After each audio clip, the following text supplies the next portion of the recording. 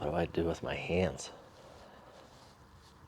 Welcome to 68 Whiskey. This week we are going to dive into a little subject I like to call new optics. Pretty stoked to have this. This is the Generation 2 of the Element Helix. Now, before I bore you with all the specifications, let's just jump right into some scope cam, let you see through the reticle, let you see the clarity because it's unbelievable, and then we can talk.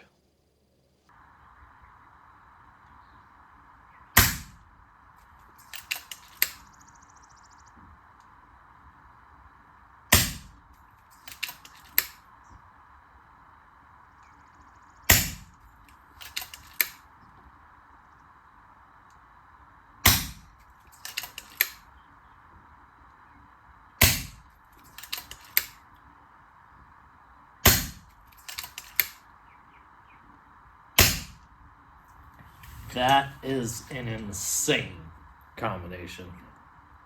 This rifle is so accurate. That scope is so clear. It's a perfect match. It's like a designated marksman rifle, but in pellet form. There we go. Perfect. So just a little bit of wind out there.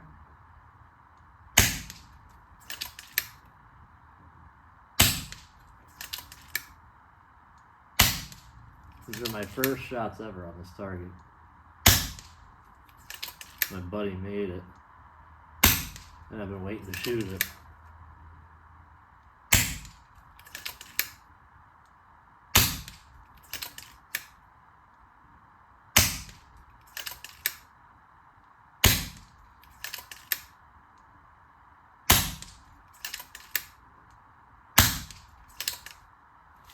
That's awesome.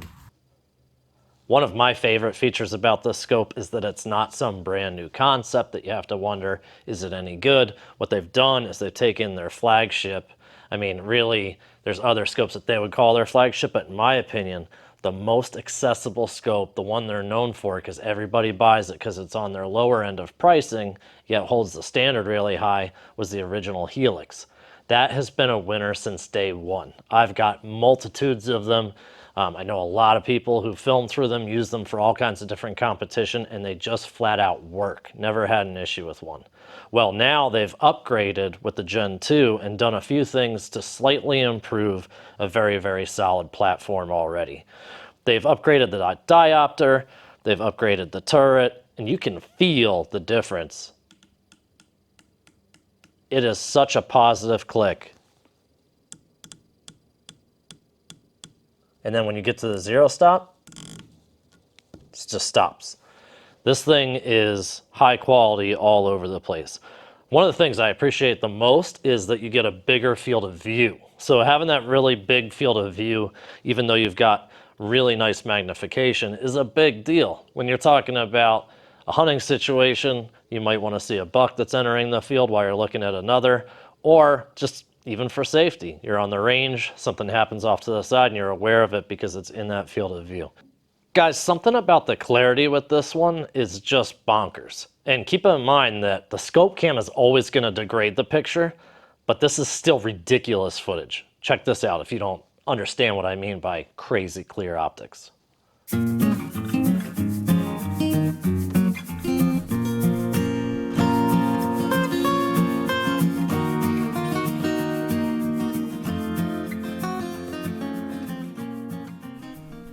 For the look at this, I decided to mount it on the DRS Tactical. It's just one of those rifles that performs all the time. It's a great pellet shooter. And it's not something that I have to fiddle with a lot or change the tune on. Just put pellets in it, it shoots them, and it shoots them really accurately, as you've seen through the scope cam. Now, the Tactical in itself is just a great rifle platform. If you haven't seen this before, I'm going to go into it real quick. The air is actually around the barrel. So this is like super, super stiff. You can bump it around. I've beat mine up in the woods, squirrel hunting with it, and it's just an amazing piece of kit. If you just don't want to mess with it, you just want to go out and shoot it. You know that this gun's going to be there to perform. And the same thing goes for the Helix. As I've said before, this is the Generation 2, so it's just another iteration of an already great product. I really, really like what they've done on the turret where they've made every other number large. It seems like a small thing, but when you're making quick decisions and trying to get dope dialed really fast, like let's say you're prairie dog hunting or even deer hunting, it's really, really nice to have that really fast number recognition. Does something with the brain interaction in my eye. I don't know what to say. I like it. If I recall correctly, this scope is just a touch heavier, but it's actually a little shorter too, and they've packed a lot of new stuff into it, so that's to be expected. I'm not sure what the actual ins and outs are on why it's so clear. I just know that it is. Having a larger adjustment in the diopter is really nice, especially if you're aging. As your eyes change, you really appreciate being able to dial this in and out. And for me, like my right eye is pretty good, but most of the days I wear contacts, so it's not that bad. I can be right in the middle of the adjustment. But like when I go out to Utah for RMAC, which is coming up, it's so windy there and dry that a lot of times I can't get through a day with my contacts in. So it's really nice to be able to adjust that, and it conforms to what my eye needs to see at the moment, not just have this narrow little bit of adjustment for people with good vision like I used to have. If I was to try and find a use for this outside of what I'm doing with it right now, which is just having it on a reliable pellet gun, it would absolutely be on either a prairie dog gun or a deer gun.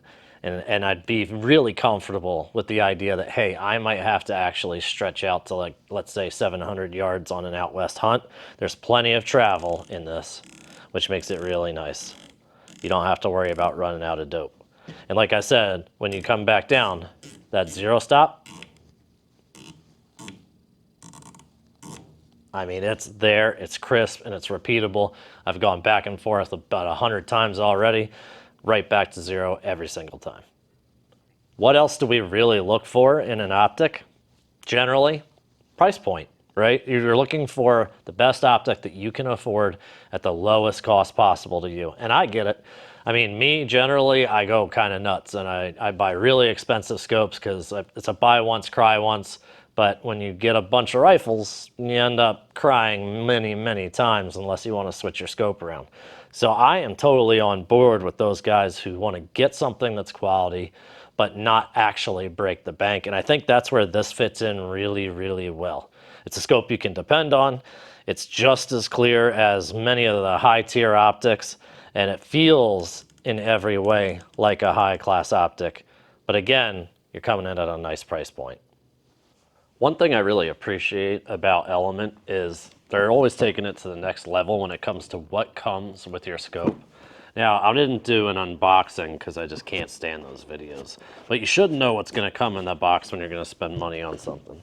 So obviously the scope would be in here. It's protected in this beautiful foam. But this is what I really, really dig. Do you guys remember? Maybe don't, but when I was a kid, man, you would be sitting there with the Cabela's catalog, and it had the real size circles, and you're putting your scope against the piece of paper trying to decide which type of Burris, I think it was Burris flip up, or Otter Creek flip up you should get. With Element, it just comes with it, and I think that is so nice, such a classy touch. Now you have protection for your scope in all kinds of weather, and you didn't have to go through a third party to get it.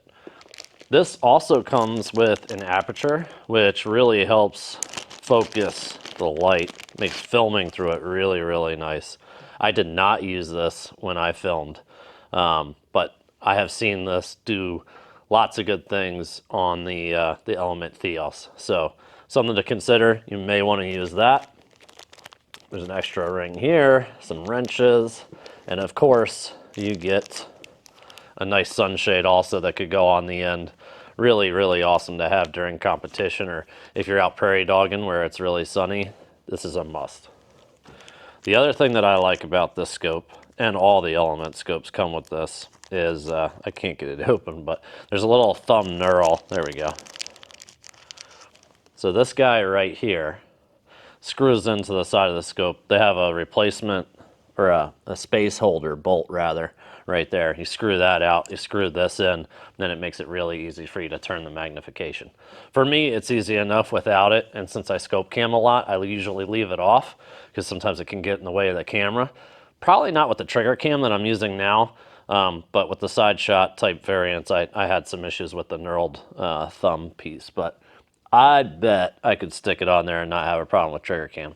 But long story short, it's there if you want to use it. It certainly makes it nice, especially in cold weather when your fingers are stiff and you're in the deer blind or whatever, and you just want to throw it quickly to a different magnification. Highly recommend using that bad boy. Watching the footage back, I realized I didn't describe what this ring does. So this ring is just one of those extra things that they thought of. They went the extra mile. So your windage has this cover, which is awesome because if you're hunting, you want to make sure that that doesn't get moved. You just pop that on there, cover it up. But what if you're at like a tactical match or you're in a tactical situation maybe, and you need to have access to your windage turret, or you just like having access? Well, that's what this ring is for. So this actually comes on here and screws over those threads so that those threads are protected. So if you change your mind later, want to put your windage cover back on, you won't have marred up threads that make it a difficult process. So again, just all these little things that come from a company being founded by shooters making a scope. They really think things through. So that's what that ring is for. Hopefully that clears that up. I hope you guys learned something about the Helix Gen 2 from Element Optics. You can get them in many places. Of course, I would appreciate it if you'd support those who support my channel, which is Utah Air Guns. They are the best. Give those guys a call. They'll give you any technical advice you want. Customer service is amazing. And of course, they've got everything you see here.